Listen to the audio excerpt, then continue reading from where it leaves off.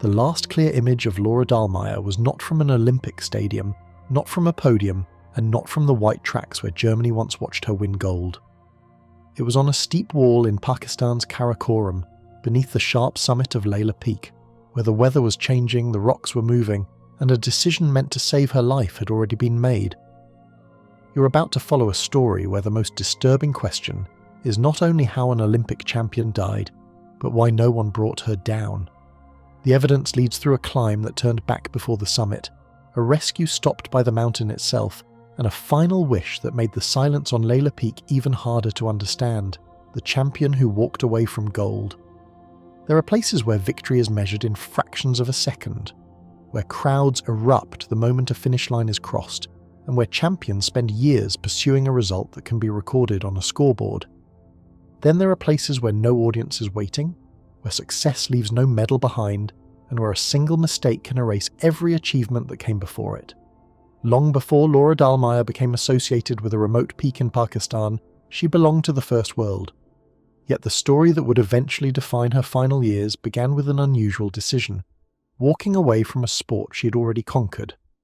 Laura Dahlmeier was born on August 22, 1993 in Garmisch-Partenkirchen, a town in southern Germany surrounded by the Bavarian Alps. Mountains were part of everyday life there, visible from streets, schools and training grounds, but during her early years, her future seemed destined for a different arena. She entered biathlon at a young age, combining cross-country skiing with rifle shooting, one of the most demanding endurance sports in the world. Success in biathlon requires a rare balance of qualities. An athlete must push the body to exhaustion while maintaining enough composure to hit targets only centimetres wide. The slightest loss of concentration can undo an entire race. As a teenager, Dahlmeier advanced rapidly through Germany's highly competitive development system. The nation had produced some of the strongest biathletes in history, and reaching the top level was difficult even for exceptionally talented athletes. She made her World Cup debut during the 2012 to 2013 season, and soon established herself as one of the sport's rising stars. Observers noted her ability to remain calm under pressure, a characteristic that would later become one of the defining features of her personality. In a discipline where races are often decided by seconds and missed shots, composure can be as important as physical strength. Results followed quickly. Dahlmeier collected World Cup victories and steadily climbed the rankings against some of the strongest competitors in international biathlon. Her performances at the World Championships were particularly remarkable. Across multiple championship events, she accumulated gold medals at a pace rarely seen in the modern era. During the 2017 World Championships in Hochfilzen, Austria, she achieved something unprecedented, winning 5 gold medals and 1 silver. No athlete before her had dominated a single World Championship to such an extent. Those victories transformed her from a successful competitor into one of the most recognizable figures in the sport. Germany embraced her achievements, and expectations continued to grow. Yet what made Dahlmeier stand out was not only the number of medals she collected, but the manner in which she earned them. She appeared controlled even in chaotic moments, capable of delivering precise shooting performances after intense skiing efforts. Television broadcasts frequently showed her arriving at the range with a racing heart, only to settle into a rhythm that seemed almost detached from the pressure surrounding her. The defining moment of her sporting career arrived at the 2018 Winter Olympics in Pyeongchang, South Korea. Olympic success carries a weight unlike any other achievement in sport. World Championships occur regularly, but the Olympics arrive only once every 4 years, creating opportunities that may never come again. For many athletes, a single medal becomes the goal of an entire career. Dahlmeier left with 3. She won gold in the sprint event and followed it with another gold in the pursuit, becoming the first female biathlete to achieve that particular Olympic double. She also secured a bronze medal in the individual race. The performances placed her among the most successful athletes of the Games and elevated her reputation beyond the world of biathlon. At 24 years old, she appeared to be entering the prime of her career. Most observers assumed that even greater accomplishments lay ahead. That assumption made what happened next all the more surprising. In May 2019, barely a year after her Olympic triumphs, Laura Dahlmeier announced her retirement from professional biathlon. The decision shocked fans, journalists and fellow athletes alike. Champions rarely leave at the height of their success. Most continue competing until declining results force difficult choices upon them. Dahlmeier faced no such pressure. She remained one of the strongest athletes in the sport and could reasonably have expected to contend for additional Olympic medals in the future. Her explanation was straightforward. She said she no longer felt the complete passion necessary to continue competing at the highest level. Elite sport demands extraordinary commitment, and Dahlmeier believed that anything less than full dedication was insufficient. Rather than remain in Bethlon without that certainty, she chose to leave. Many struggled to understand the decision. Years of training had placed her at the summit of her profession. Sponsors, media attention, and future victories were all within reach. Yet Dahlmeier seemed unusually comfortable stepping away from the spotlight. While others saw sacrifice, she appeared to see freedom. The relentless cycle of training camps, races, travel, and expectations had defined much of her life. For the first time, she had the opportunity to choose a different direction. The years immediately following her retirement revealed that she had never intended to remain tied to her athletic identity alone. She studied sports science, explored environmental and educational projects, and pursued interests that had existed alongside her sporting career. Public appearances became less frequent. The constant attention that accompanies Olympic success faded into the background. At the same time, another part of her life began to occupy a larger space. Even during her years as a world-class biathlete, Dahlmeier had spent time in the mountains. At first, those excursions existed alongside her sporting commitments, offering a contrast to the highly structured environment of professional competition. Unlike biathlon, mountaineering offered no schedules, rankings, or podium ceremonies. The mountains operated according to their own rules, indifferent to records and reputations. That difference seemed to matter to her. Athletes often spend their careers chasing measurable achievements. Every race produces a result. Every season creates a ranking. Every performance can be compared against another. In the mountains, many of those familiar markers disappear.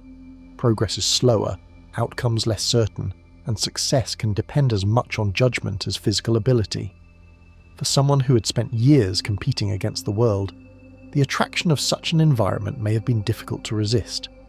Looking back, her retirement appears less like an ending and more like a turning point. The medals, championships, and Olympic victories were not being abandoned. They had simply carried her as far as they could. Beyond them waited challenges that offered no trophies and no guarantees, only uncertainty stretching toward distant summits. And it was there, far from stadiums and finish lines, that Laura Dahlmeier began searching for something competition could never provide. The mountains that replaced the stadium.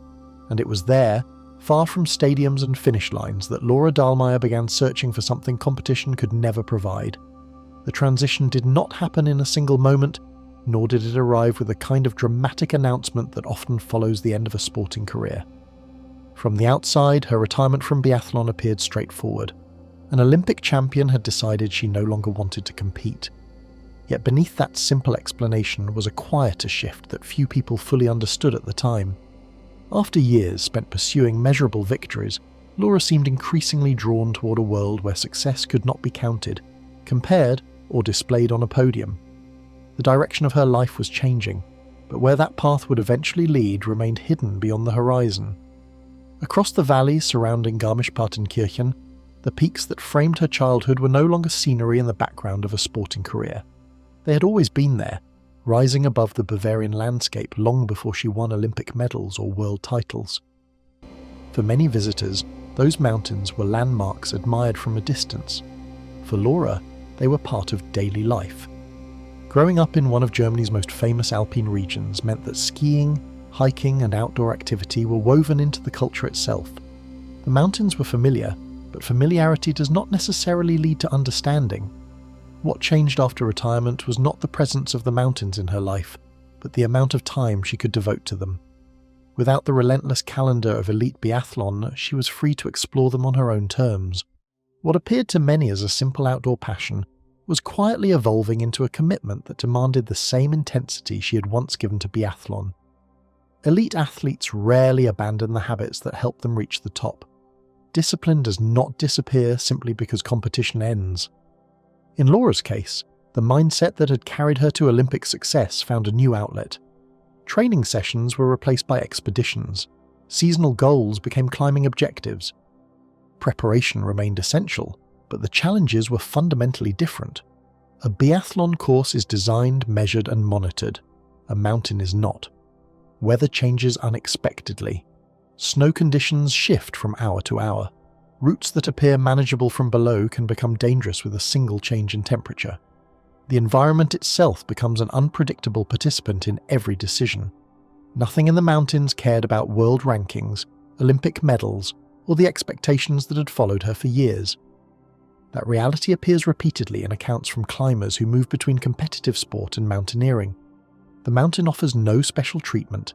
Experience helps, fitness matters, and skill can improve the odds, but none of those things create certainty. Laura seemed attracted to that honesty. In interviews after her retirement, she often spoke about adventure, self-reliance, and authenticity. Those ideas stood in sharp contrast to the increasingly commercial and highly structured world that surrounds many modern sports. In competition, success often depends on beating another person. In the mountains, the challenge is more personal. The question is not whether someone else finishes behind you. The question is whether your judgment is good enough to bring you safely home. Step by step, the routes she chose began leading toward higher altitudes and increasingly demanding terrain. During the years following her retirement, Laura expanded her climbing experience across different mountain regions and conditions. She was no longer simply visiting mountains between races. She was actively building the skills required to move through them safely. The progression was methodical rather than reckless. Experienced climbers often spend years developing competence before attempting more serious objectives, and Laura followed a similar path. She learned how to operate in environments where weather, altitude, and terrain could change the nature of a climb within hours. Every expedition added another layer of understanding. Every summit revealed another set of limitations to overcome. Experience accumulated in subtle ways on those climbs, often through observations that could not be measured by a stopwatch or recorded in a results sheet. A competitive athlete can quantify progress through times, rankings, and statistics. Mountaineering offers fewer clear indicators. Knowledge grows through repetition and exposure. A climber learns how different snow conditions feel beneath their boots. They learn how changing cloud formations can signal deteriorating weather. They learn when to continue and when to turn around. These lessons are rarely dramatic when they are being learned, yet they can become critical later. Laura's background as an elite athlete likely helped her absorb those lessons quickly, but physical ability alone was never enough. The mountains required patience as much as endurance. Professional qualifications soon followed the practical lessons she was gathering on rock, snow, and ice. Over time, Laura trained as a mountain and ski guide and later qualified as a mountain rescuer. Those roles demanded far more than personal climbing ability. Guides are responsible for the safety of others. Rescuers operate in situations where mistakes can have immediate consequences. The training involves rope systems, risk assessment, navigation, emergency response, and a detailed understanding of mountain hazards. By pursuing those qualifications, Laura demonstrated that her commitment extended beyond personal adventure. The mountains were becoming part of her professional identity as well. What had begun as an interest was steadily transforming into a vocation. Freedom became a recurring theme whenever Laura spoke about what attracted her to mountaineering. She expressed admiration for a style of climbing that emphasized independence, personal decision-making, and the ability to choose one's own route. Those comments offered insight into how she viewed the activity. She was not seeking another arena in which to collect trophies. Instead, she seemed drawn to the uncertainty itself. In a world where much of her life had previously been scheduled and structured, the mountains offered space for spontaneity. Every route required adaptation. Every climb demanded attention. There was no guarantee of success, and that unpredictability appeared to be part of the appeal. Years of deliberate preparation were gradually shaping a future that looked very different from the one most people had imagined for an Olympic champion. Public memory often freezes athletes at the moment of their greatest success. Fans remembered the gold medals, the podiums, and the victories in Pyeongchang. Yet while those images remained fixed, Laura's life continued moving forward. Away from the cameras, she was building expertise in a completely different field. Her accomplishments in the mountains did not attract the same headlines as her sporting achievements, but they reflected a similar dedication. The difference was that this new pursuit offered no widespread recognition. The rewards were personal rather than public. Few outside the climbing community fully understood how far she had already travelled from the life that had made her famous. By the middle of the decade, she was no longer merely a retired athlete who enjoyed spending time outdoors. She had become an experienced mountaineer, guide and rescuer whose connection to the mountains extended far beyond recreation. The transformation had occurred gradually enough that many people never noticed it happening. Yet it shaped nearly every major decision she made after leaving professional sport. The same determination that once drove her toward Olympic success was now directed toward environments where no audience was watching and no medals awaited at the finish. By then, the lessons she carried into the mountains were no longer limited to success, but also to the consequences of what could happen when experience met uncertainty. A life already marked by risk. Experience had taught Laura Dahlmeier how to recognize danger, but some of the most important warnings she carried were written in the stories of people who never returned from the mountains. Long before her name became linked to Laila Peak, she had spent years moving through environments where success and disaster often existed only a few steps apart. To an outsider, mountaineering can appear straightforward. Reach the summit, take a photograph, descend. The reality is far more complicated. Every experienced climber understands that the most important part of an ascent is not reaching the top but coming back down. Laura understood that reality better than most. By the time she entered the later stages of her climbing career, she had already seen enough to know that skill alone could never eliminate risk. Few experiences reveal the reality of alpine danger more clearly than responding after something has gone wrong. While many climbers spend their careers focused entirely on their own objectives, Laura eventually expanded her role beyond personal ascents. She trained as a mountain and ski guide and later qualified as a mountain rescuer. Those responsibilities placed her in a position where she was no longer thinking only about her own safety. Rescue work demands a different perspective. Instead of planning routes towards summits, rescuers are often heading toward accidents, searching for people whose plans have already failed. Every call carries uncertainty. Weather may be deteriorating, injuries may be severe, conditions that caused the original emergency may still be present when rescuers arrive. Professional climbers learn early that competence reduces risk, but never removes it. This lesson is repeated throughout mountaineering history.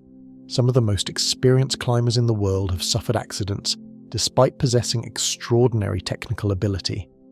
Mountains are filled with objective hazards, dangers that exist independently of human decisions. A climber can choose their equipment carefully, monitor weather forecasts, and make sound judgments, yet still encounter circumstances beyond their control. Understanding this distinction is often what separates experienced mountaineers from beginners. Confidence is important, but confidence without humility can become dangerous. Laura's progression through increasingly demanding terrain exposed her to that truth again and again. Some of the most dangerous threats in the mountains arrive without warning and leave almost no time to react. Rockfall is one example. A slope can remain stable for months before a change in temperature loosens a single section of stone. Avalanches can be triggered by weather patterns that developed days earlier. Hidden crevasses can remain concealed beneath fresh snow, invisible until the surface collapses beneath a climber's weight. Even storms create hazards that extend beyond wind and snowfall. Visibility can disappear in minutes, transforming familiar terrain into a maze of uncertainty. Experienced climbers learn to read these risks, but reading them is not the same as controlling them. The mountain always retains the final say.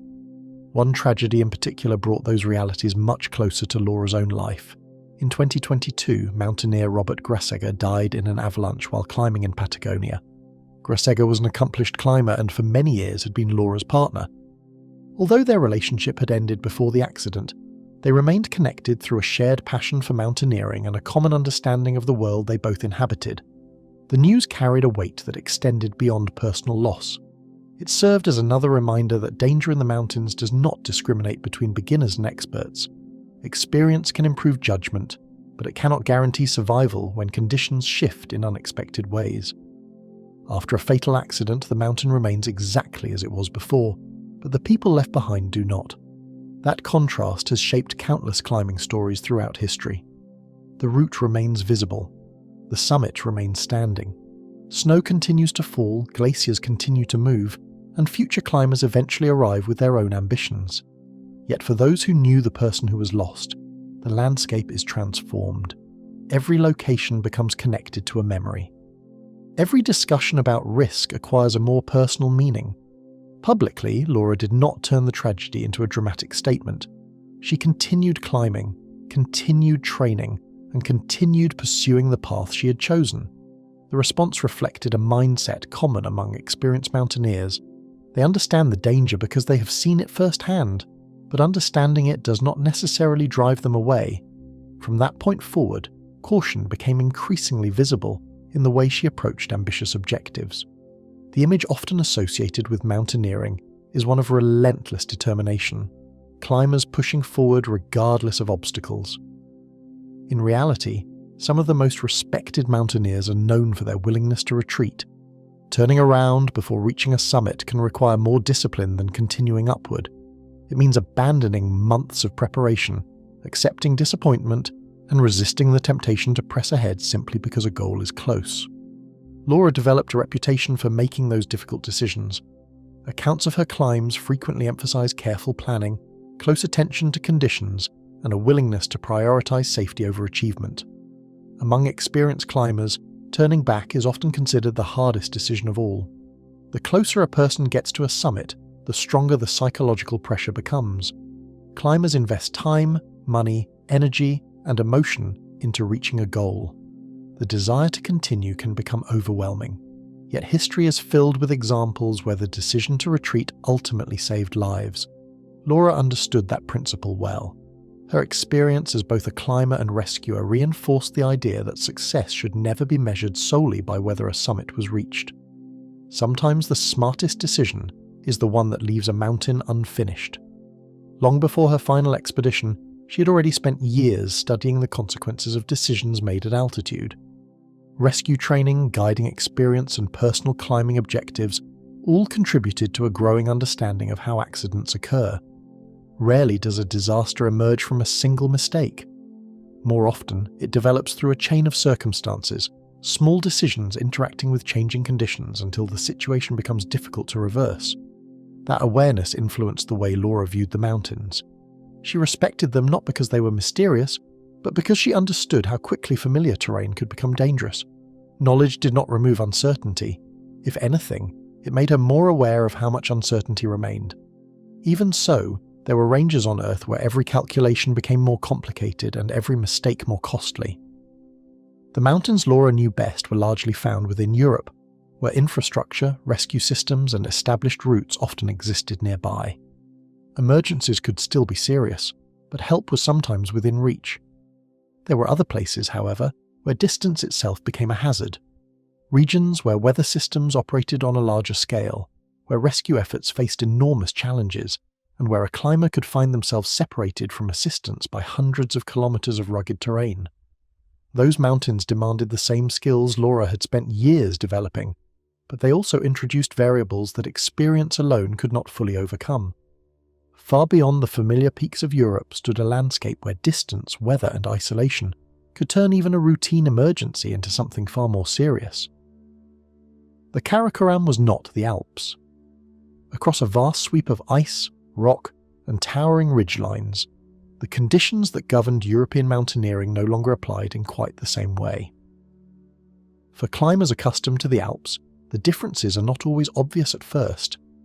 A mountain is still a mountain, a glacier still a glacier, and weather remains a challenge wherever elevation rises high enough. Yet there are certain places where scale changes everything. Distances become longer, infrastructure becomes scarce, and mistakes become more difficult to correct. Before Laura Dahlmeier ever approached her final objective, she entered a region where the relationship between climber and environment operated according to a harsher set of realities. Stretching across northern Pakistan, India, and western China, the Karakoram contains some of the most rugged terrain found anywhere on Earth.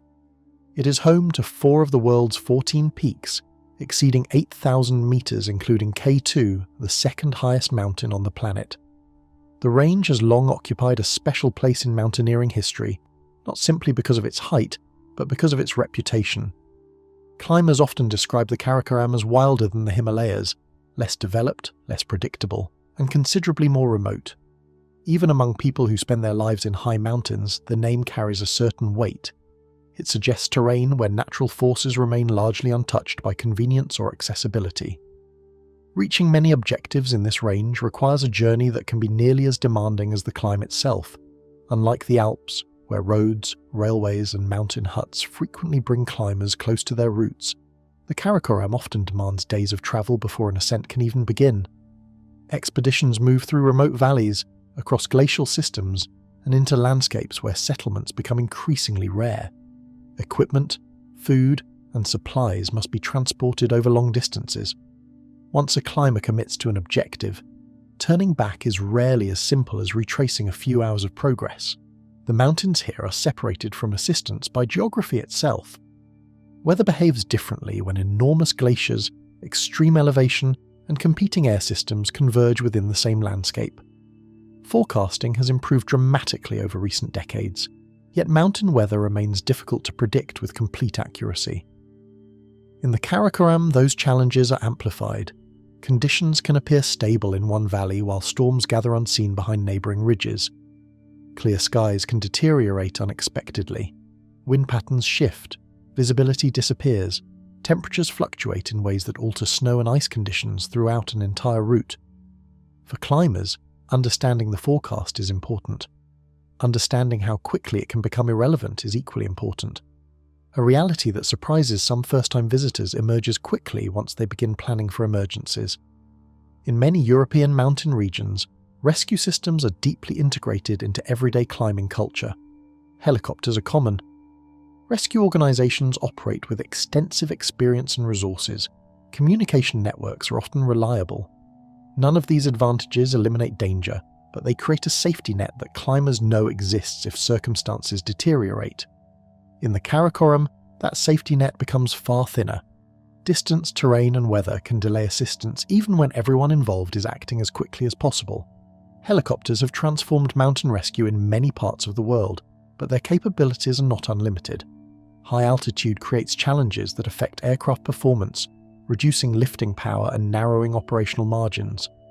Weather introduces additional complications. Strong winds, low visibility, and unstable atmospheric conditions can ground flights entirely.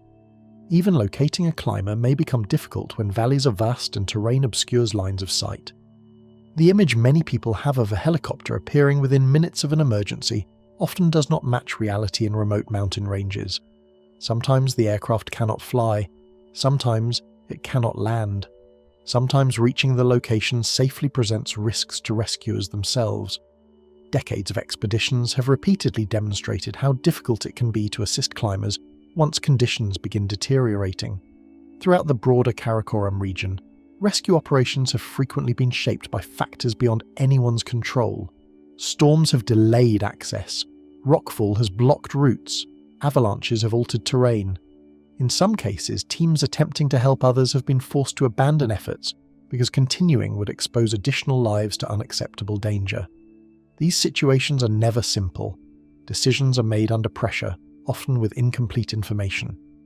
The result is a reality that every experienced climber entering the region must accept before leaving base camp. Self-reliance remains one of the most important pieces of equipment a person can carry.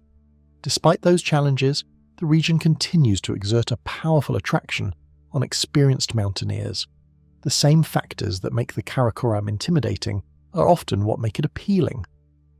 Many climbers are drawn to environments where uncertainty remains part of the experience. They seek landscapes that have not been reduced to predictable routines.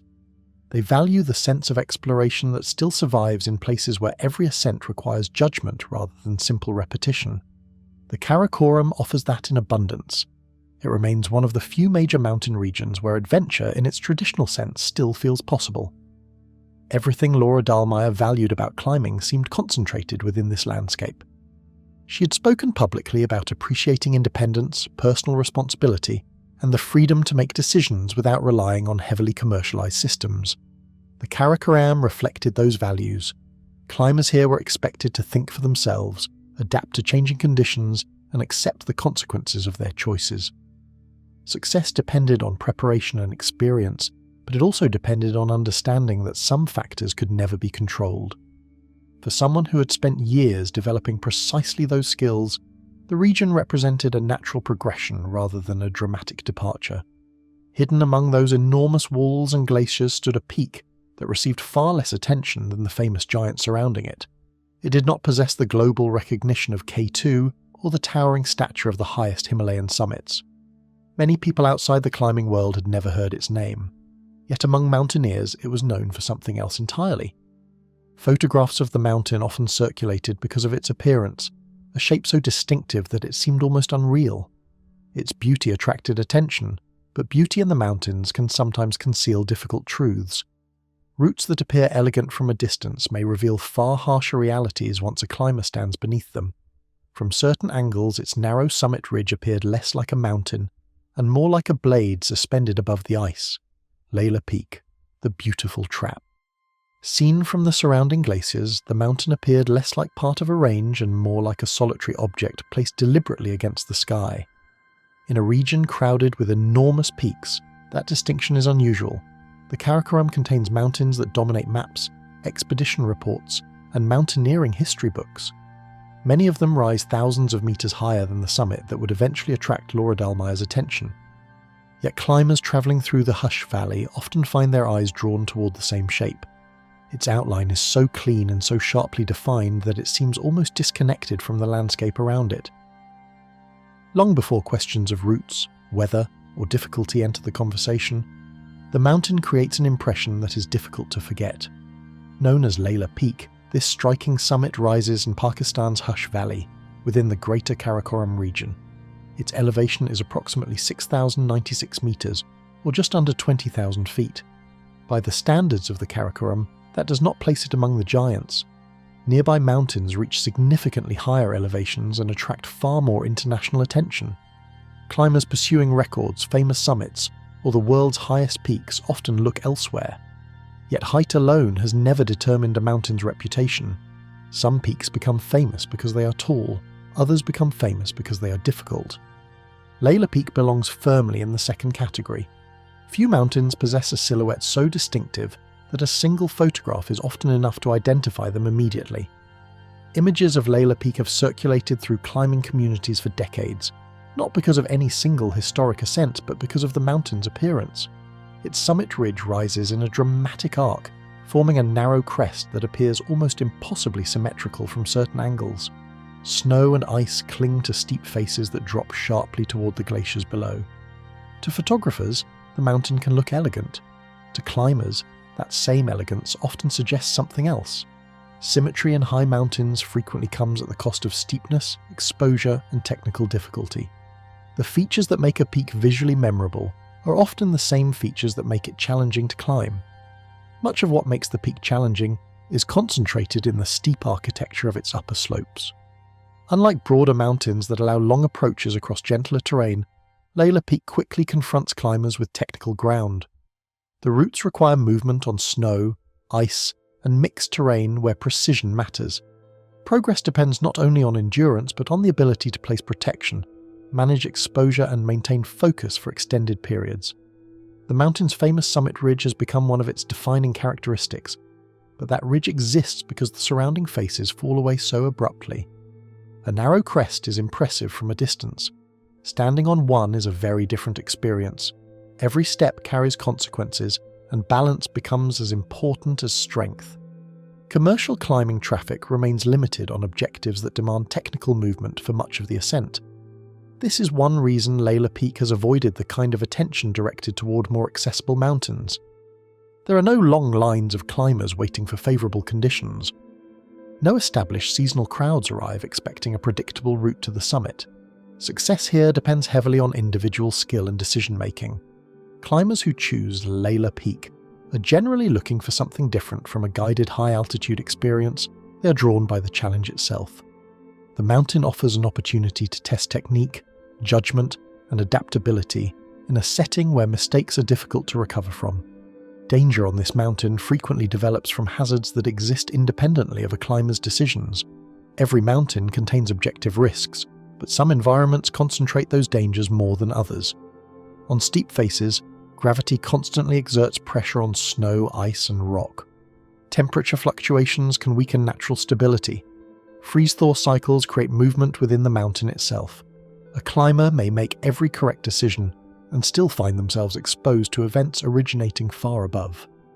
This reality is one reason experienced mountaineers often speak about risk with caution rather than confidence. The mountain does not need a mistake in order to become dangerous. Sometimes the danger is already present before the first step is taken. Warmer temperatures can introduce complications that are not always obvious to those viewing a mountain from below. To someone unfamiliar with climbing, mild weather might sound beneficial. Comfortable temperatures seem preferable to extreme cold. Yet in many mountain environments, warmth creates instability. Snow softens, ice weakens, rocks that have remained frozen in place begin to loosen. What appears to be an improvement can become the beginning of a new set of problems. By the middle of the day, conditions on a route may differ dramatically from those encountered during the morning hours. Experienced climbers pay close attention to these changes because they understand how quickly seemingly minor shifts can alter the safety of an ascent. Elevation figures often create misleading impressions about the true difficulty of an objective. Public attention tends to focus on numbers. The highest mountains receive the most headlines, and people naturally associate greater elevation with greater danger.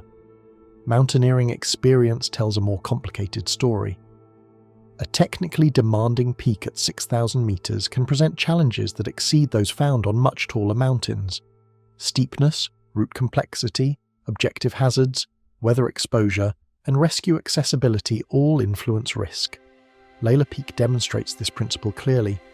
Its elevation may place it below many famous summits, but its terrain demands respect from climbers who understand what the route requires. Respect for the peak is typically expressed in understated terms by the people most familiar with it.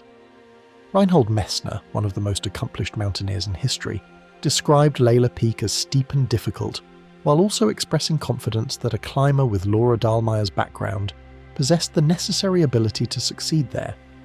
The comment reflected an important distinction. Experienced climbers rarely describe mountains in exaggerated language. They do not need to.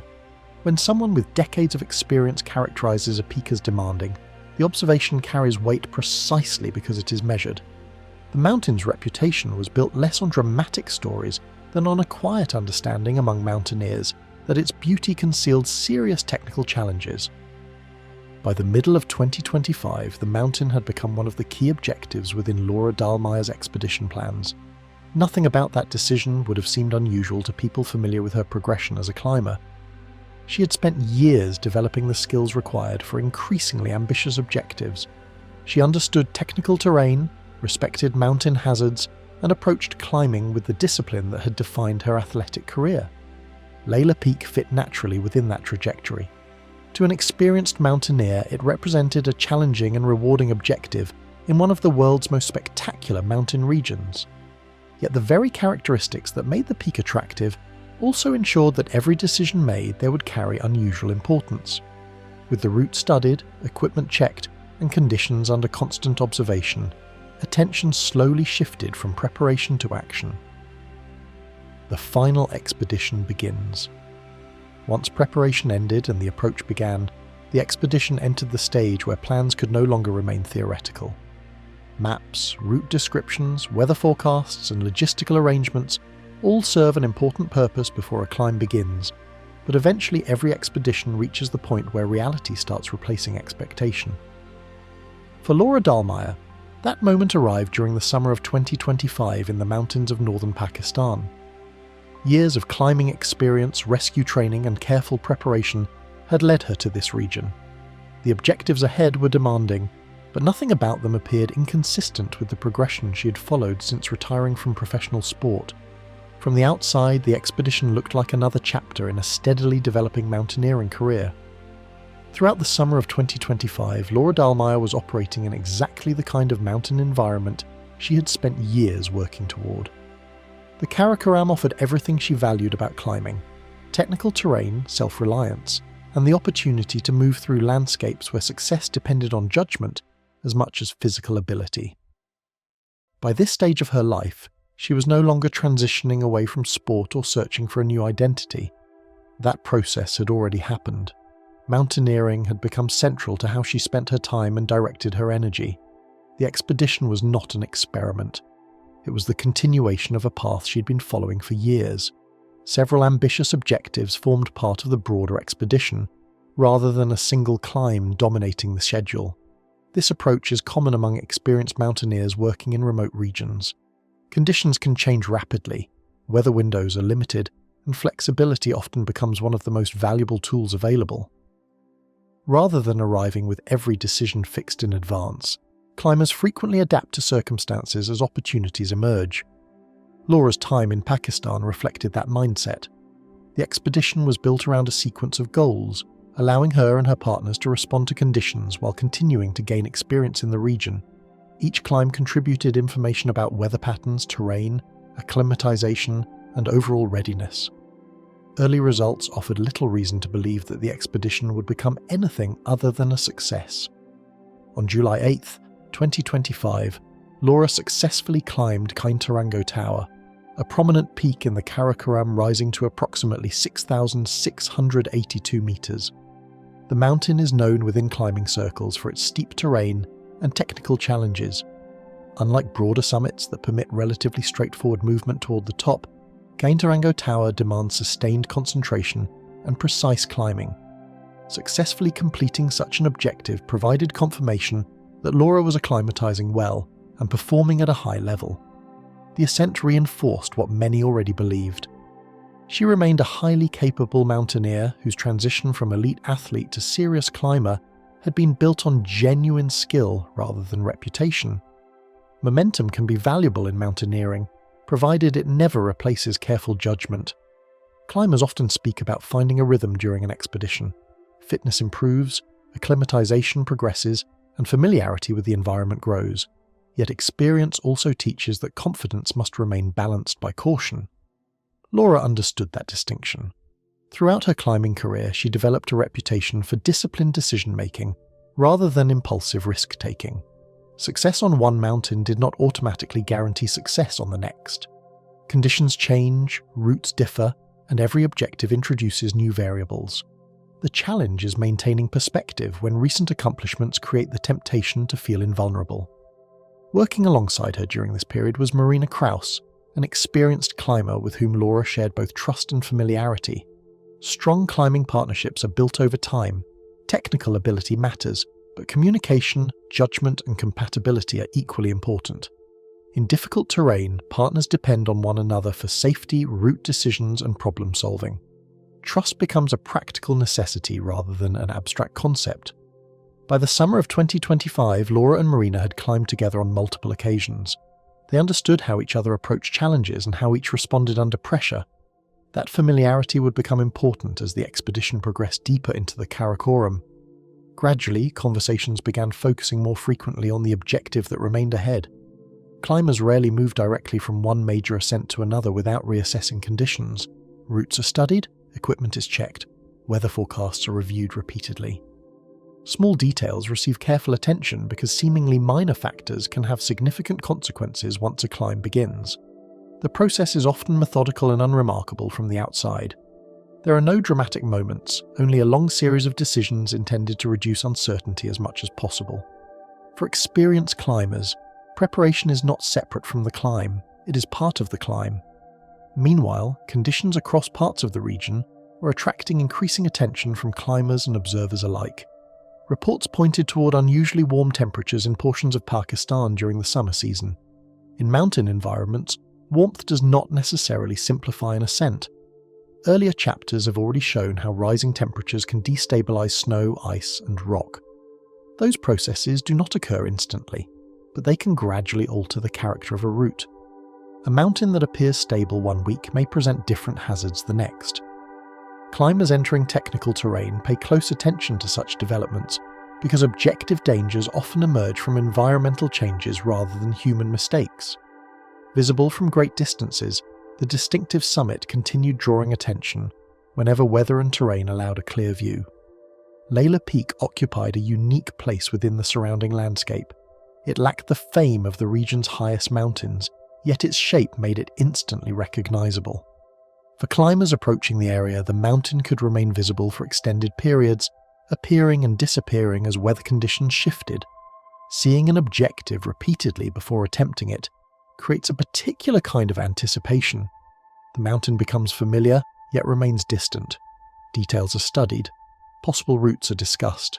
The climb begins to feel real long before the first step is taken on the route itself.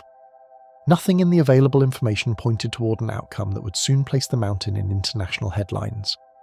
That observation is important because it highlights how ordinary the expedition appeared at the time. No reports were suggesting unusual behaviour, poor preparation, or reckless decision-making. Laura was experienced, Marina was experienced. The objective matched their abilities. The planning process followed established mountaineering practices. From every available perspective, the expedition looked like the continuation of a successful climbing season. If anything, recent achievements reinforced confidence that the team was operating effectively.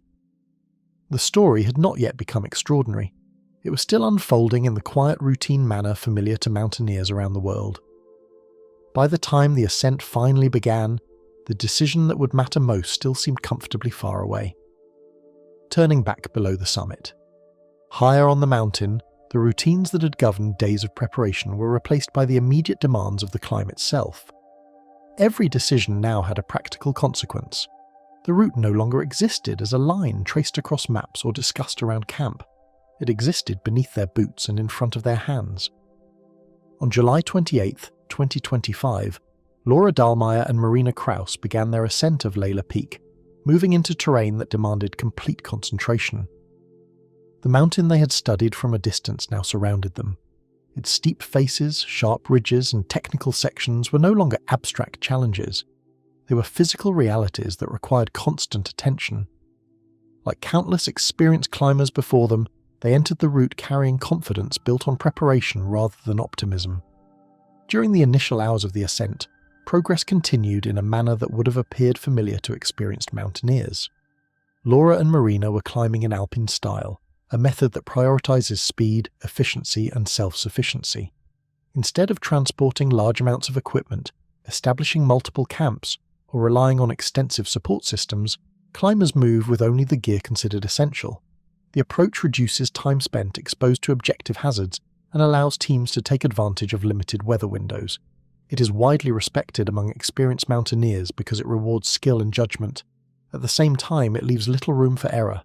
If conditions deteriorate or an emergency develops, there are fewer resources available to absorb the consequences. Steep terrain dominated much of the route, requiring careful movement across sections where precision mattered more than speed. Progress depended on a sequence of controlled actions repeated again and again. Hands searched for secure holds. Boots tested the surface before committing weight. Equipment had to be placed correctly because every piece served a purpose. Climbers often describe this kind of movement as a rhythm. When conditions are stable, the process becomes almost automatic. The body settles into a pattern of effort and recovery. Breathing synchronizes with motion. Decisions happen quickly because experience fills in the gaps. Yet even during smooth progress, the mountain remains capable of interrupting that rhythm without warning. Subtle changes in the surrounding environment began appearing before any major problem became obvious. Mountains rarely announce danger all at once. More often, conditions shift gradually. A climber notices something that feels slightly different from expectations. Snow behaves differently underfoot. Temperatures feel warmer than anticipated. Ice softens. Water appears where it should not be. None of these observations automatically signal a crisis. Experienced climbers encounter variations constantly. The challenge lies in determining whether those changes are isolated details or part of a larger pattern. Laura and Marina had spent enough time in the mountains to recognize that seemingly minor developments deserve attention. Isolated sounds from above provided the first clear indication that conditions were becoming less stable. Somewhere higher on the mountain, rocks were moving. At first, the evidence was limited. A sound carried by the wind, a brief movement on a distant section of the face. Rockfall is not unusual in steep terrain, particularly during warmer periods. Mountains are dynamic environments. Freeze-thaw cycles loosen material. Snow and ice release their grip on exposed rock. Gravity does the rest. Most of the time, these events occur far from climbers. They become part of the background reality of moving through high mountains. The concern emerges when the frequency begins to increase. What initially seemed occasional gradually developed into a pattern that was harder to ignore. Reports following the accident would later note the unusually warm conditions affecting parts of the region during that summer. Higher temperatures can destabilize terrain in ways that are not immediately visible. Ice that normally secures loose rock begins to weaken. Surfaces that appear solid become less reliable. On a mountain as steep as Laila Peak, even small pieces of rock can gain significant speed as they fall. Laura and Marina continued climbing, but the environment around them was changing. The signs became more frequent. More rocks passed through the route. More reminders arrived that the mountain was becoming increasingly active. Only a relatively short distance remained between the climbers and the objective they had spent weeks preparing to attempt. According to accounts later provided by Marina Kraus, the team had climbed to roughly 5,700 meters, leaving only a relatively limited amount of elevation between them and the summit. This is often one of the most psychologically difficult points during an ascent. The goal is close enough to feel attainable. Months of planning, travel, and effort seem on the verge of success. Human nature encourages persistence. Climbers are not immune to that temptation, yet experience creates a competing voice, one that asks a more important question. Not whether the summit can be reached, but whether it should be reached under the conditions that exist at that moment. Good judgment in mountaineering is often measured by the willingness to abandon a goal at exactly the wrong emotional moment. By this stage of the climb, Laura and Marina understood that the risk profile was changing. The increasing rockfall was no longer an isolated concern. It had become a recurring hazard affecting the route itself.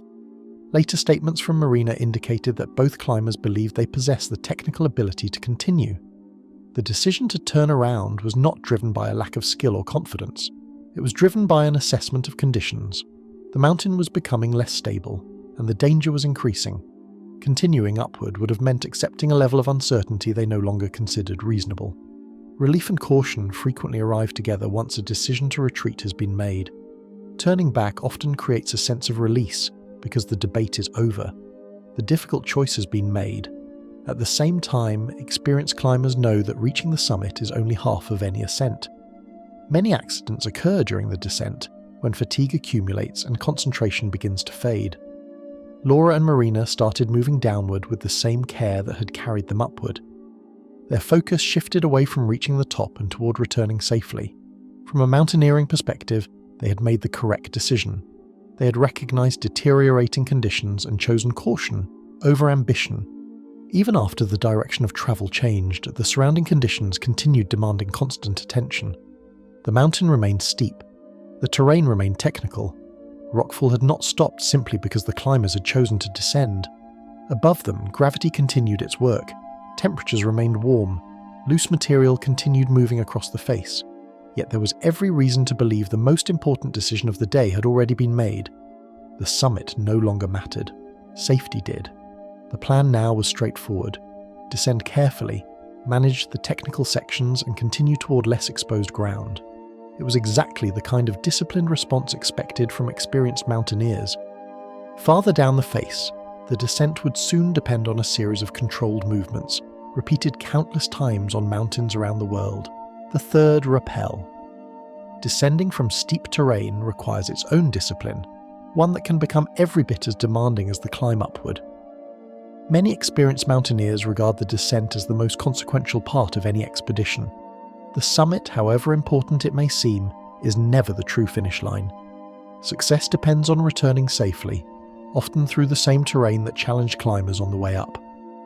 Laura Dahlmeier and Marina Kraus understood that principle well. Their decision to abandon the summit attempt had reflected exactly the kind of judgment respected throughout the mountaineering world. The objective was no longer reaching the top. The objective was getting down. Yet the conditions that had persuaded them to retreat remained present around them, embedded in the mountain itself. Rope systems governed nearly every movement as Laura Dahlmeier and Marina Kraus continued their way down the face. On steep terrain, descending often involves a technique known as rappelling, where climbers lower themselves down the mountain using ropes anchored to secure points above. The process is methodical and repetitive. An anchor is established. One climber descends, the system is reset, then the sequence begins again. These procedures are practiced countless times during a climber's career because reliability matters more than speed. When executed correctly, Rappelling allows climbers to move safely through terrain that would otherwise be extremely difficult to descend. Laura and Marina were experienced enough that the mechanics themselves would have felt familiar. The challenge came not from the technique, but from the environment in which they were using it. Far above the climbers, unstable sections of the mountain remained active despite the decision to retreat. The unusually warm conditions affecting the region had not disappeared.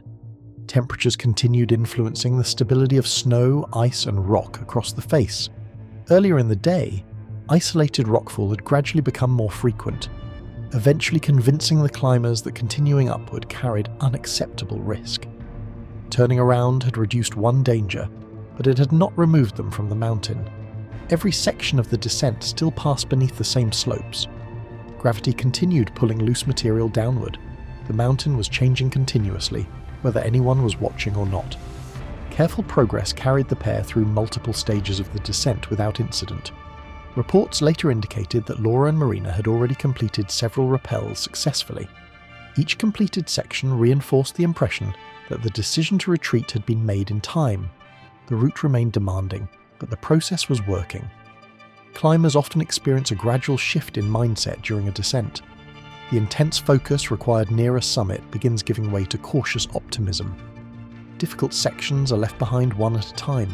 Safety feels closer with every completed rope length. The most dangerous decision of the day appears to be over. For Laura and Marina, there was every reason to believe that the descent was unfolding as expected. Routine has a way of creating reassurance even in environments that remain fundamentally dangerous. By the time they prepared for another rappel, the sequence had become familiar. Anchor, rope, descent, reset, repeat. The process demanded concentration, but nothing about it suggested that the situation was about to change dramatically. This is one reason many mountain accidents feel so sudden in hindsight. Climbers rarely recognize the exact moment when an ordinary situation becomes an emergency. There is no clear dividing line. One moment belongs to routine. The next belongs to something else entirely. Certain moments in mountaineering are separated from disaster by intervals so brief that they seem impossible to measure afterward. Later accounts indicate that Laura was descending during what has commonly been described as the third rappel when the accident occurred. Marina had already moved lower on the route. The system was functioning as intended, then a rock came loose above them. Unlike the smaller stones that had appeared earlier in the day, this was not merely debris tumbling harmlessly down the face. Witness statements described a much larger rock moving at tremendous speed. On a steep mountain, gravity leaves little time for reaction. Even seeing danger does not necessarily provide an opportunity to avoid it. Witness accounts later provided the clearest picture of what occurred next on the wall. Marina Kraus was positioned below Laura and had a direct view of the section of route where the accident unfolded. According to her later statements, she saw the rock strike Laura in the head. Despite wearing a helmet, the impact was devastating. The force of falling rock in steep terrain can be extraordinary, particularly when it accelerates over long distances. Laura's body was driven against the wall. The movement stopped almost immediately afterward. From Marina's perspective, the change was unmistakable. One moment, Laura had been actively descending. The next, she was hanging motionless on the rope. Silence became the most alarming detail in the seconds that followed. In technical climbing, communication is constant. Partners exchange instructions, confirm anchors, and respond to questions. Even brief acknowledgements provide reassurance that everything is functioning normally. After the impact, that exchange disappeared. Marina called out to Laura. She received no response. She called again. Still nothing. Later accounts from Marina emphasized this absence of movement and communication. Laura remained suspended on the rope above her, showing no visible signs of activity. The mountain, which had been filled with sound throughout the day, suddenly offered no answers. Positioned lower on the route, Marina faced the difficult task of understanding a situation she could not immediately reach. Distance that might appear insignificant from the ground becomes far more complicated on a near-vertical face. Laura was estimated to be roughly 30 meters above. Under ordinary circumstances, that separation might not seem insurmountable, yet nothing about the circumstances was ordinary. The terrain remained steep. The route remained exposed. Most importantly, The equipment available to Marina was limited by the realities of alpine-style climbing. Reaching an injured partner on technical terrain requires rope, anchors, and stable conditions.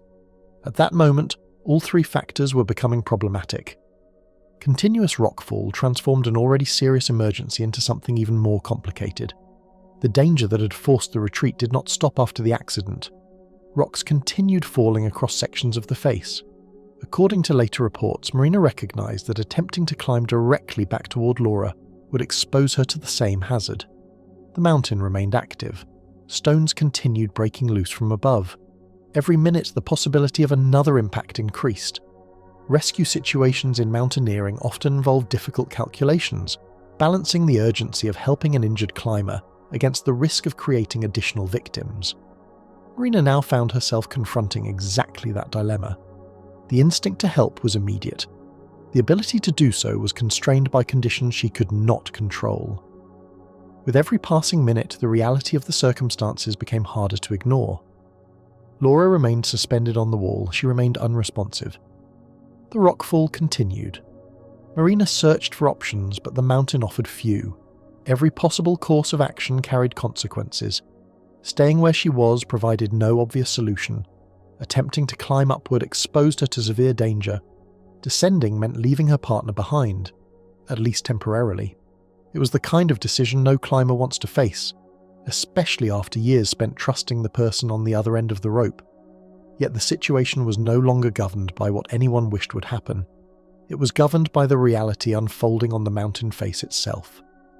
Before help could be summoned, Marina first had to decide whether remaining where she was offered any chance of helping at all. Marina's impossible choice. The question was no longer centered on the fall itself, but on whether the mountain would permit any response at all. In the seconds after the rock struck Laura Dahlmeier, the entire situation changed from descent to emergency. The summit was no longer relevant. The route no longer mattered in the way it had mattered minutes before. What remained was a climber hanging motionless above her partner on a steep face of Laila Peak, with loose rock still moving through the same space that any rescue attempt would require. For Marina Kraus, the problem was immediate and cruelly simple. Laura was close enough to see, but the mountain had placed her in a position that was almost impossible to reach safely. Below Laura's position, Marina could see enough to understand the emergency, but not enough to change it easily. Distance behaves differently on vertical terrain. 30 meters may sound short on level ground, something crossed in seconds without thought, but on a steep mountain face it becomes a barrier made of exposure, rope, anchors, and falling debris. Marina was lower on the route, secured in place, looking up toward the point where Laura hung from the rope. She called to her. She waited for a reply. None came. The silence was not proof of anything by itself, but in that environment, every unanswered call narrowed the space between uncertainty and fear. What had served as a lifeline moments earlier now created one of the most difficult practical problems on the wall. In climbing, the rope between partners represents connection, security, and trust. It allows one climber to protect the other, manage movement, and reduce the consequences of a fall. But after the accident, the same system limited what Marina could do. Laura was suspended above her, and the usable rope and equipment were not arranged in a way that allowed Marina simply to climb back up, reach her, and bring her down. Technical rescues on steep ground require more than courage.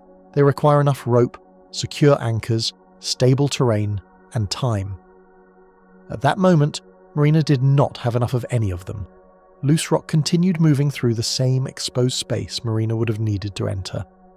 The danger that had forced the retreat had not paused out of mercy after the accident. Stones kept breaking free from above and cutting down the face. Some passed through the line of descent, others struck the slope nearby. On a mountain as steep as Laila Peak, falling rock accelerates quickly, and even a small stone can become deadly by the time it reaches a climber. Marina had already seen what one impact could do. To move upward toward Laura meant entering the path of the same hazard, with no guarantee that she would survive long enough to reach her. Finding another route upward meant making decisions under pressure while the face remained unstable around her. Marina searched for options, but mountains rarely provide clean answers during emergencies. A possible line may look usable from one angle and impossible from another. An anchor may appear secure until weight is placed on it. A short traverse may expose a climber to falling rock for longer than expected. She had to assess the terrain while emotionally fixed on the person above her, all while knowing that the conditions were still deteriorating. Every minute carried two opposing pressures, the need to act quickly and the need not to turn one casualty into two.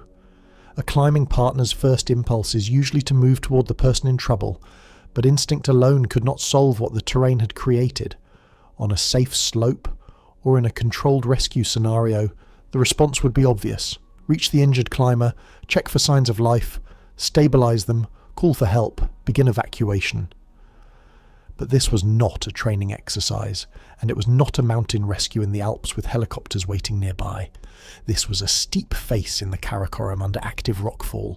Marina's own survival was part of the equation, not because her life mattered more than Laura's, but because if she was struck too, no one would be left to raise the alarm.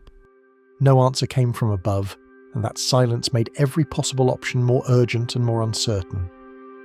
Laura remained suspended on the rope, motionless, with no visible response to Marina's calls. From below, Marina could not make a proper medical assessment. She could not check breathing, pulse, or the full extent of injury. She could only observe what was visible from her position, and what she could see was deeply alarming.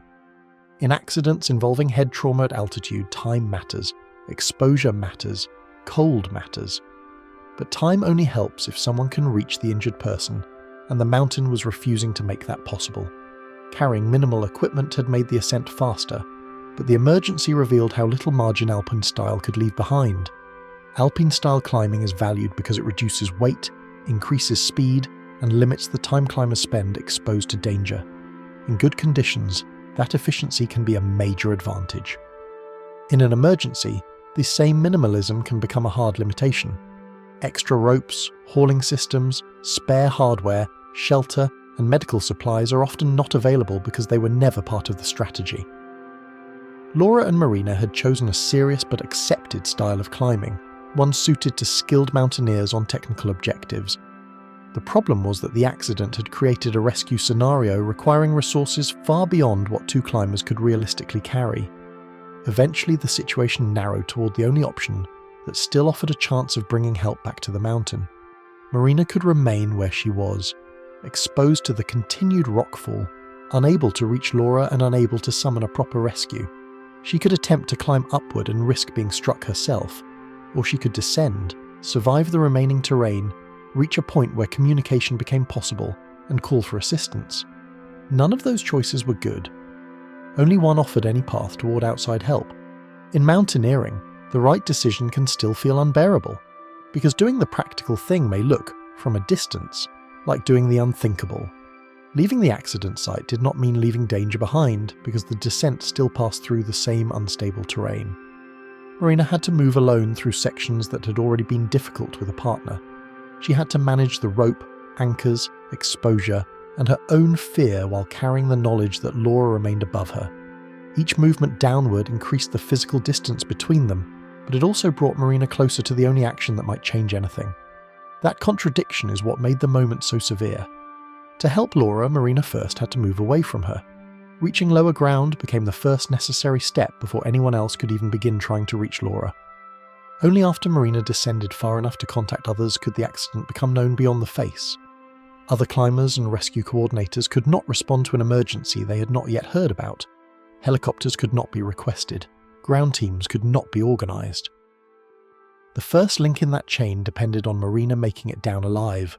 Her choice was not between staying loyal and abandoning her partner. It was between remaining trapped in a position where she could do almost nothing or descending toward the possibility of help. Once the alarm was raised, the hope of reaching her shifted from one exhausted climber on the wall to a rescue effort fighting the mountain from below. A rescue that could not reach her. With the emergency finally known beyond the face, the race to reach Laura entered a world ruled by weather, altitude, and distance. The alarm had been raised, but on Laila Peak, raising an alarm was not the same as starting a rescue in the way most people imagine it.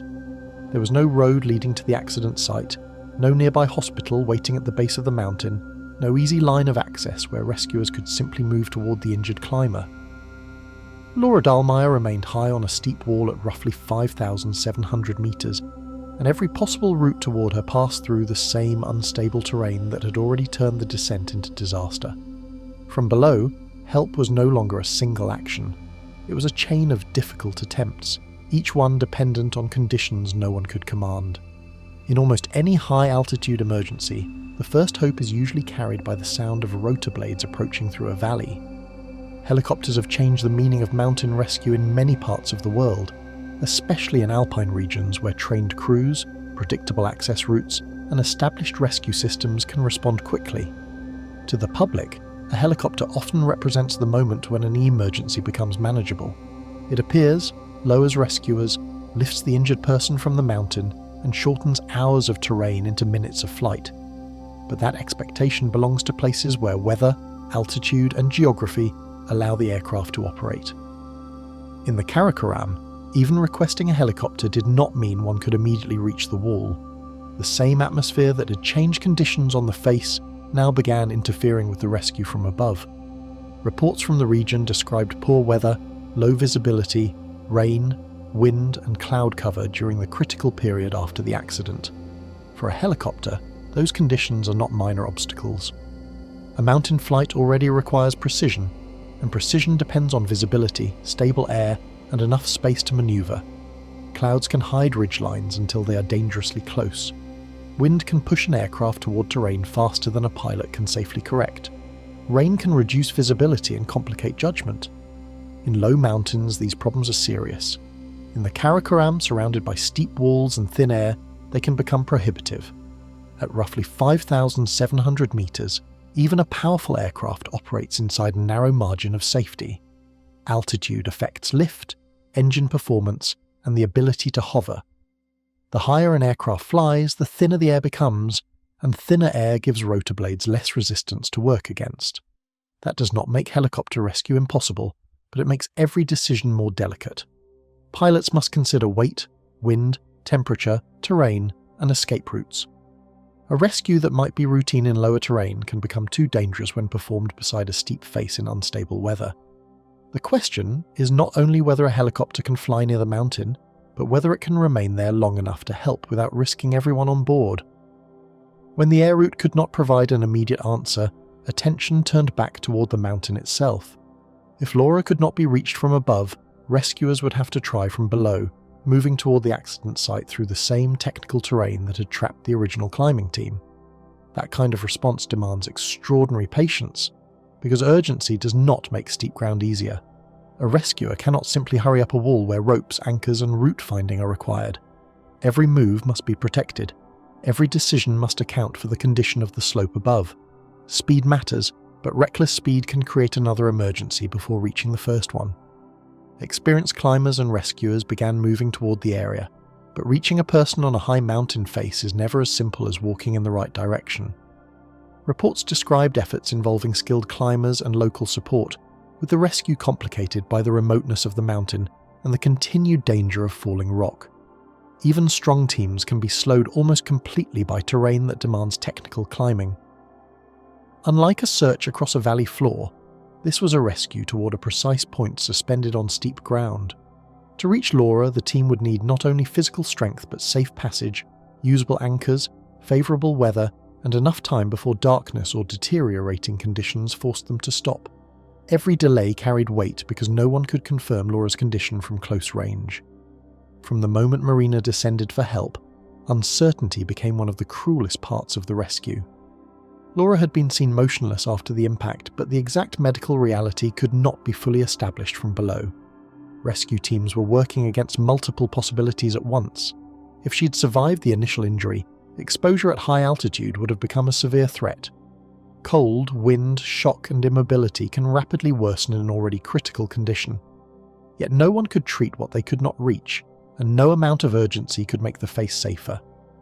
When a break in the weather finally allowed aircraft to approach, the information it brought was devastating but still incomplete. A helicopter reconnaissance flight was able to observe Laura from a distance, and reports stated that no signs of life were detected. In ordinary circumstances, such a statement might sound final. On a mountain face, seen from the air, it carried a different kind of weight. It provided evidence, but not the kind of confirmation rescuers would have wanted. No one had reached her directly. No one had performed a medical check. No one could make contact. The aircraft could only report what was visible from its position, while the mountain continued to prevent the kind of access that would turn observation into certainty. Below and above the accident site, the mountain continued producing the hazard that had caused the emergency in the first place. Rockfall remained one of the central reasons the rescue could not proceed safely. This detail matters because it removes the situation from simple questions of willpower. Rescue teams do not abandon attempts because the task is emotionally difficult. They stop when continuing becomes likely to endanger more lives without a realistic chance of success. On Laila Peak, the same steepness that made the route technically demanding also amplified the danger from anything falling above. A single stone could travel with lethal force. A larger fall could sweep through the rescue line itself. At a certain point, rescue operations in extreme terrain become less about determination and more about acceptable risk. The people involved in these decisions are usually trained to move toward danger, not away from it. Their instinct and professional commitment push them to continue. But mountain rescue is governed by a principle that can feel brutal from the outside. Rescuers should not be sent into conditions where they are likely to become victims themselves. This is especially true when the injured climber cannot be reached safely, and when signs suggest survival is unlikely. The question becomes unbearable, but necessary. How many lives should be risked when the mountain is still actively falling apart? By the evening of July 29th, the effort to reach Laura had reached the limit imposed by weather, terrain, and falling rock. Reports indicated that the rescue operation could not continue under the conditions present on Laila Peak. The decision did not erase the attempts that had been made. It did not make the situation easier for Marina, the rescuers, or Laura's family. It simply acknowledged what the mountain had been demonstrating from the beginning. Reaching her was not only difficult, but dangerously close to impossible. In a different range, with different weather, different access, and different rescue capacity, the outcome might have followed another path. Here, the mountain controlled the terms. Only after the mountain had refused every practical attempt did one final detail emerge that changed how the decision was understood. Her final wish. That final detail did not make the outcome easier to accept, but it changed the meaning of what leaving her there truly meant.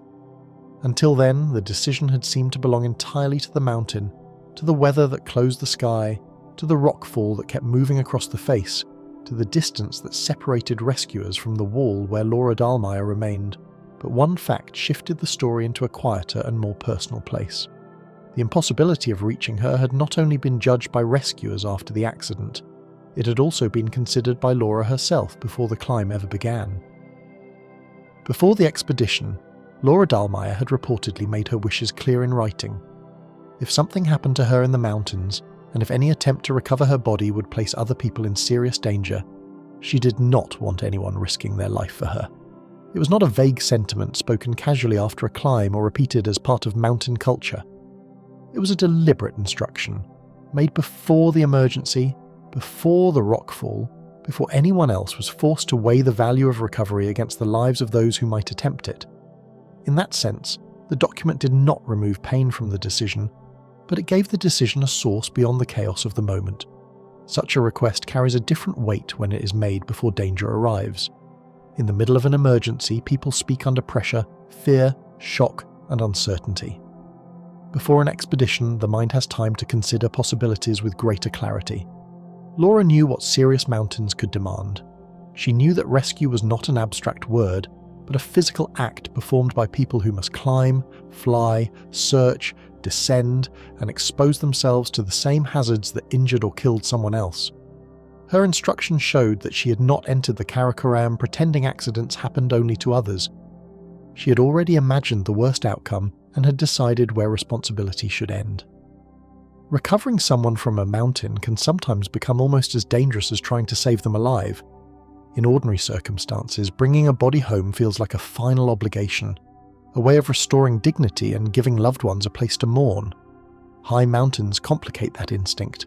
A body may be located on unstable terrain, under hanging seracs, inside avalanche zones, or on steep faces where every movement requires technical protection. Weather may close in before a team can return. A rescuer may suffer altitude illness, be struck by falling rock, or fall during the descent. The dead cannot be helped by a second death. This is the harsh calculation that mountaineering sometimes forces on people who would otherwise do anything to bring someone back. Her instruction did not erase the grief surrounding the mountain, but it gave rescuers and loved ones a boundary to honour. Without it, the decision to leave her on Laila Peak might have seemed like a failure measured only in practical terms. With it, the decision became something different. It became an act of respect for a wish Laura had made when she still had the ability to speak for herself. That does not make the image less difficult. It does not soften the thought of an Olympic champion remaining high on a remote wall in Pakistan. But it prevents the story from being reduced to abandonment. She had drawn a line before anyone else was forced to. Laura's experience in rescue work made that boundary especially difficult to dismiss. She was not someone imagining rescue from a distance. She had trained in mountain rescue and understood the systems, dangers, and responsibilities involved. She knew that rescuers do not arrive as invincible figures who can overcome terrain by will alone. They are human beings moving through the same weather, the same loose rock, the same exposure, and the same cold. A person who is trained for that work understands the burden placed on those who answer a call for help.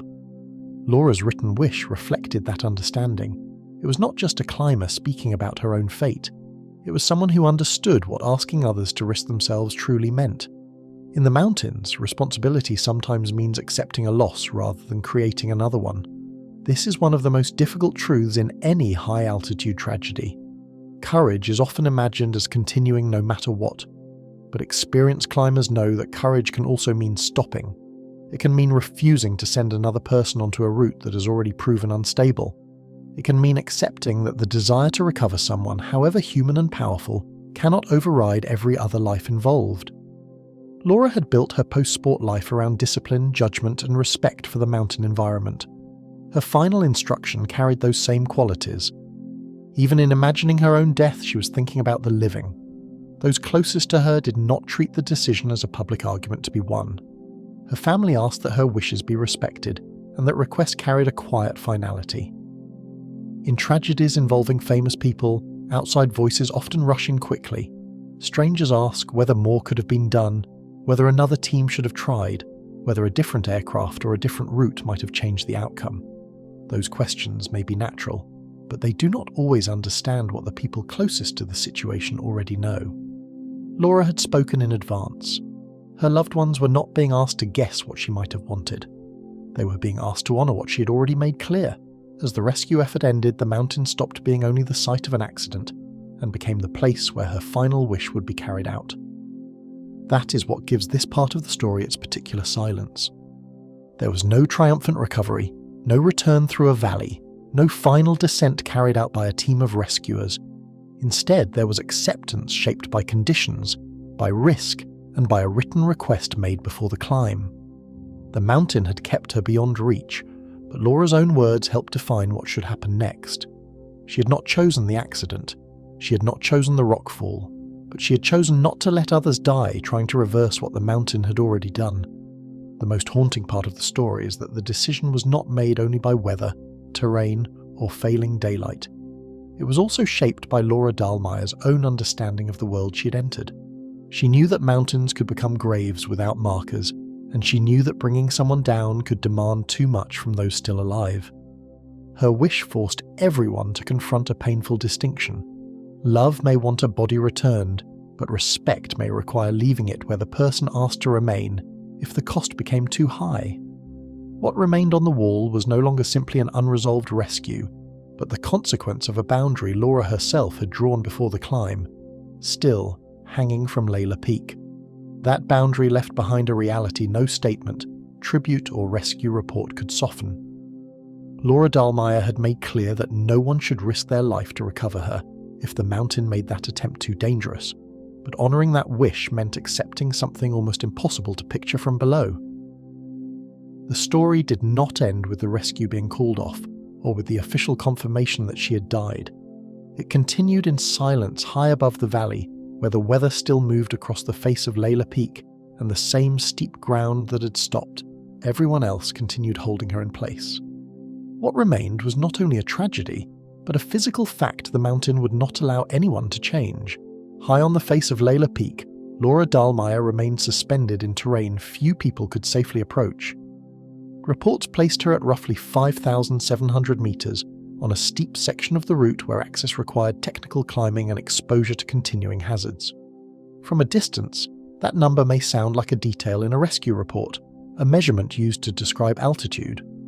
On the mountain itself, it meant thin air, unstable rock, severe cold after sunset, and a position far above any simple route of retreat. It meant that even reaching her location would require climbers to place themselves back inside the same danger zone that had already proven deadly. Bringing a body down from a mountain like this is not a matter of simply going back to the last known point.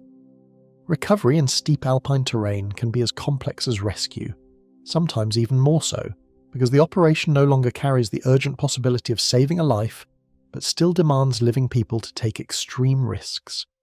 A team would have to climb toward the site, establish secure anchors, manage ropes, assess the condition of the wall, protect themselves from rockfall, and then lower or transport the body through dangerous terrain.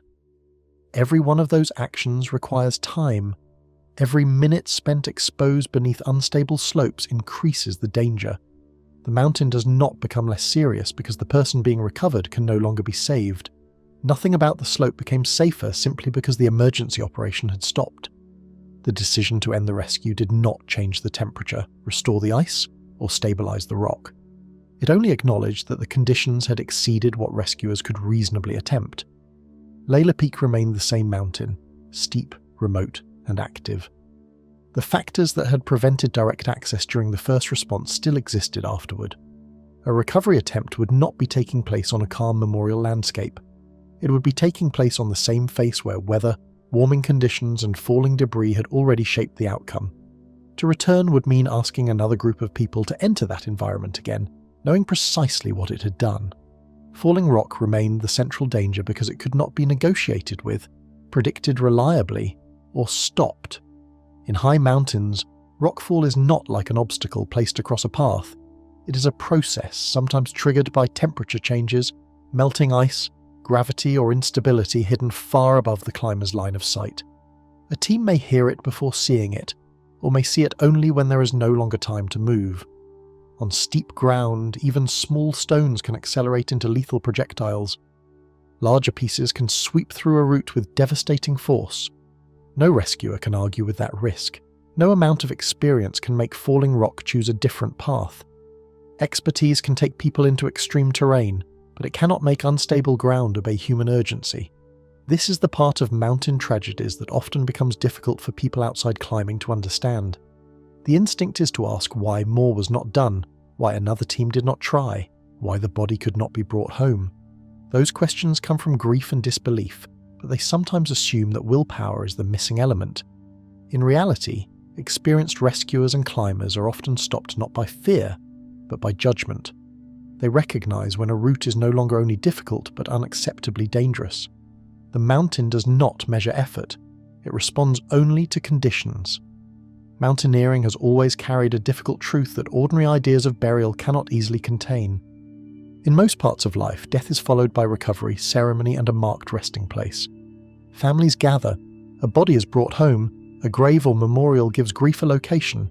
High mountains have never always allowed that. Bodies remain on Everest, K2, Annapurna, and other peaks, because returning them would require risking more lives in terrain that may already have claimed too much. Some disappear into crevasses, some are buried beneath snow, some remain visible for years before weather and movement finally hide them. The mountains create graveyards without gates, without paths, and often without the possibility of return. In Laura's case, the decision carried an added weight because it aligned with what she had already asked of those left behind. She was not a person unfamiliar with mountain danger, nor someone whose wishes had to be guessed after the fact. She had trained as a rescuer. She understood that every recovery operation involves real people making real movements through real hazards. She knew that grief could pressure others toward dangerous decisions. Her instruction did not make the outcome less painful, but it gave shape to the response. Leaving her on Laila Peak was not simply what the mountain forced. It was also what she had asked others to do if the cost of bringing her down became too high. For the public, she was still remembered in motion, skiing, shooting, climbing, smiling through exhaustion. Those images were easier to hold than the one left on the mountain. In Germany, many people remembered Laura Dahlmeier as the Olympic champion, who crossed finish lines with complete focus and collapsed into the snow after giving everything. In the climbing world, she was remembered as someone who had continued searching for something beyond medals, someone who took mountains seriously enough to respect their danger. But the title of her final story carried a stark contrast to all those moving images. The woman who had once been defined by speed, discipline, and control was now unreachable on a wall that no one could safely enter. The most unsettling part of the story is not only that she died on the mountain, but that the mountain became the place where she stayed. That reality is what gives Laila Peak its haunting role in the story. It was not the tallest peak in the Karakoram, not the most famous, and not the one most people outside mountaineering would have known before her death. Yet it became the mountain attached permanently to her name. Its white ridge, sharp profile, and remote face became more than scenery. They became the last known place of a person whose life had moved from stadiums to summits, from public victories to private challenges, and finally to a decision shaped by danger, respect, and acceptance. Yet a life cannot be reduced to the place where it ended, even when that place becomes impossible to look away from. Laura's body remaining on Laila Peak is the haunting centre of the story, but it is not the whole of it. The mountain explains the final chapter of her life, not the meaning of the life itself. That meaning reaches back through years of discipline, choices, victories, departures, training, and the quiet conviction that some paths are worth following even when they lead away from applause. To understand why the image of her on the mountain affected so many people, it is necessary to return from the wall to the world that once watched her win. Below the Karakoram, the story began returning to the world that had once known her not as a figure on a mountain, but as a champion. The champion the mountain kept. Back in Germany, the news did not arrive like an ordinary sports headline, because it carried the weight of a life that had already seemed larger than medals.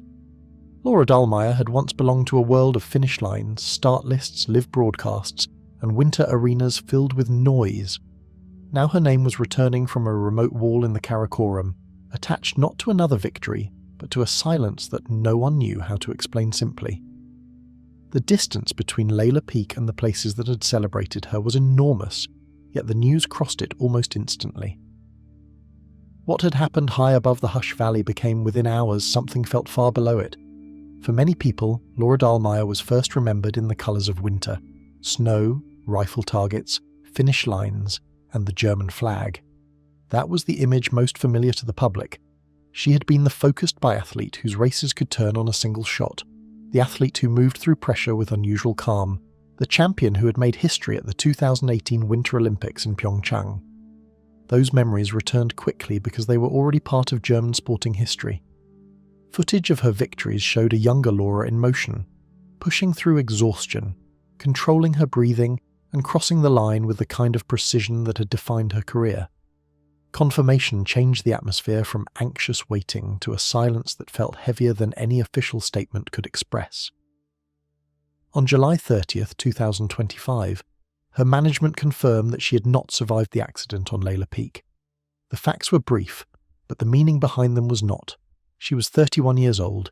She had been struck by falling rock on July 28th. Rescue efforts had failed. Her body remained on the mountain. For those who knew her only through sport, the details seemed almost unreal. For those who understood mountaineering, they were painfully familiar. The mountains had taken someone who knew exactly what they could take. Across the sports world, the tributes focused not only on what she had won, but on the way she had carried success. The International Biathlon Union mourned her death, and the Olympic movement remembered her as one of the defining biathletes of her generation. Those statements mattered because Laura's career had never been ordinary. She had won Olympic gold twice, collected world championship titles, and left the sport while still young enough to keep winning. But the tributes did not sound like simple lists of medals. Again and again, the language returned to character: discipline, independence, humility, and the quiet confidence of someone who had never seemed interested in being made larger than life. Among climbers, the sorrow carried another layer because they understood the kind of choice that had taken her there. To people outside the mountains, her death could seem like a contradiction. Why would someone who had already reached the top of one world risk so much in another? Climbers understood that the question was not so simple. They recognized the pull of remote places, the need for self-reliance, and the strange honesty of terrain where reputation offers no protection. Their grief was not detached from danger. It was shaped by it. Laura had not wandered blindly into that world. She had entered it with skill, preparation, and respect. Those who spoke about her often returned to qualities that could not be measured by podiums or written into record books. She was remembered as someone who followed her own path, even when that path surprised others. She had left biathlon without clinging to the attention that came with it. She had studied, climbed, trained, guided, rescued, and built a life that did not depend on applause. That was part of what made the loss so difficult to absorb. Laura's story had seemed to widen after sport rather than narrow. She had not retired into stillness. She had moved into another form of intensity, one where the rewards were quieter and the risks far greater. In time, remembrance began taking forms that reached beyond mourning and toward the future of the sport she had once shaped. The German Ski Association announced that a prize would bear her name, honouring young athletes across its disciplines. That choice carried a particular meaning. It did not reduce her memory to one race, one medal, or one tragic mountain. It connected her legacy to development, discipline, and the next generation of athletes still learning what commitment requires. For a person who had once walked away from competition because she no longer felt the complete passion needed to remain at the top, the gesture felt fitting. It honoured not only achievement, but integrity. Yet every tribute existed beside the same unresolved image. Laura still high on Laila Peak, beyond the reach of ceremony. That was the part of the story no public remembrance could fully soften. In Germany, people could speak her name, replay her victories, and write about what she had meant. In the Karakoram, the mountain remained unchanged. Wind moved across the face. Weather passed through the valley, the route stayed dangerous. The place where she remained was not transformed by headlines or grief. It simply continued existing, as mountains do, indifferent to the history now attached to it. Her final climb did not erase the victories that came before it, but it changed the way those victories were understood. The discipline that made her great in biathlon had followed her into the mountains. The calm that once helped her shoot clean under pressure had also shaped her decisions on steep terrain. The willingness to leave a summit behind when conditions worsened showed the same seriousness that had once made her a champion. Her life did not split neatly into two separate stories, athlete and climber. One led into the other. The same person who walked away from gold had also walked toward a world where nothing could be guaranteed. In the end, Laura Dahlmeier's story remained suspended between two worlds, the public world that crowned her and the silent one that kept her. One world remembers her through results, records, and moments bright enough to survive in archives. The other holds no ceremony, no medal table, and no final explanation. It holds only the last place she reached, the mountain she respected, and the boundary she asked others not to cross for her. That tension is why her story lingers. She was not only an Olympic champion who died in the mountains, she was someone who understood the price of the life she chose and still chose it with open eyes. And somewhere above the Hush Valley, the mountain still holds the last part of her story in a silence no medal, tribute, or memory can completely reach.